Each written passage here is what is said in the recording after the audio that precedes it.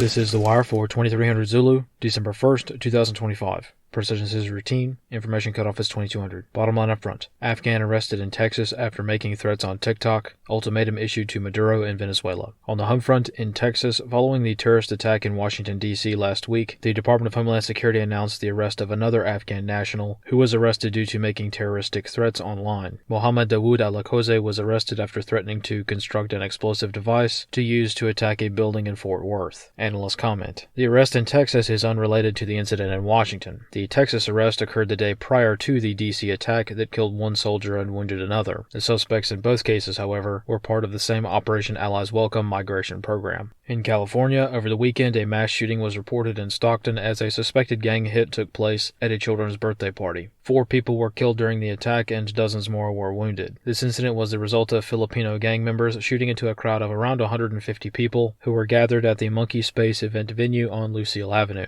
The primary target was a local rapper by the name of M.B. Nell, along with Flyboy Doey of the Flyboy Crips gang, who were attending a birthday celebration of a young family member. Analyst comments for this wire. Down south, details of the talks between the United States and Venezuela have come to light, indicating diplomatic options are not working out. All of this is rumor at the moment, however, in the interest of expediency, is worth being made aware of. On Sunday, President Trump conducted a phone call with Nicolas Maduro, the contents of which have not been released. However, observers that were in the room leaked the gist of the call, probably with permission, which involved President Trump issuing an ultimatum to Maduro: resign and flee the country right now with close family members, or else. Maduro rejected this deal, and his counteroffer involved leaving the country but also retaining control of the military. At this point, the details are more unclear, however, the general atmospherics are that the U.S. obviously rejected this option. That's where things stand right now. The ultimatum brings the unstoppable force to an otherwise immovable object. Until something happens, there's not much to go on, as this potential war lies solely on the decisions made by the White House. The United States has not been entirely forthcoming as to the reasons for ousting Maduro, which makes risk assessments difficult. Whatever the reason, be it for oil or gas, mineral rights, drugs, or even just to oust a powerful figure from American spheres of influence, a war on the American hemisphere is certain to impact daily life here in the United States in ways that probably aren't apparent until it happens. If a leave now ultimatum is being issued, this is probably an indication and warning of the late stages of military mission planning. This is most sharply evidenced by President Trump himself announcing the closure of airspace in Venezuela, which has presented even more indicators that the hour may be approaching in which the war goes hot. It's never too late for either side to back down and work out the dispute, but right now no indications are present on either side that suggest conflict will be avoided. This concludes The Wire for 2300 Zulu, December 1st, 2025.